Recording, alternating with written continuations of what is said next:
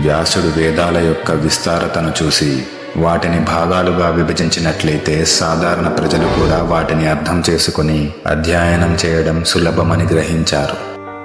వ్యాసుడు వేదాలను 4 విభిన్న భాగాలుగా విభజించే స్మారక పనిని మొదలుపెట్టాడు.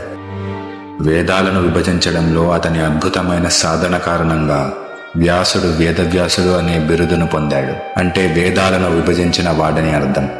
ఈ విభజన వేదాలలో ఉన్న జ్ఞానాన్ని ప్రజలకు మరింత అందుబాటులోకి తెచ్చి దాని బోధనలను మరింత ప్రభావితంగా అధ్యయనం చేసి ఆచరించడానికి వీలు కలిగించింది.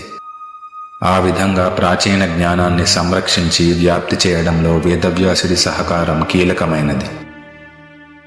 వేదాలను 4 విభిన్న భాగాలుగా నిశితంగా విభజించిన తరువాత వేదవ్యాసుడు తన ప్రశాంతమైన నిద్రలో విశ్రాంతిని పొందాడు. ఒక రోజున వ్యాసుడు నిద్రలో సేద తీరుతూ ఉండగా అతని ప్రశాంతమైన విశ్రాంతికి భంగం కలిగింది.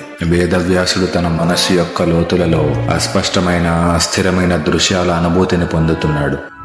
అతని కలలలో అతనికి గందరగోళమైన దృశ్యాలు కనబడుతున్నాయి. అతని ఉపచేతనలో ఆడిన అల్లకల్లోలమైన చిత్రాలతో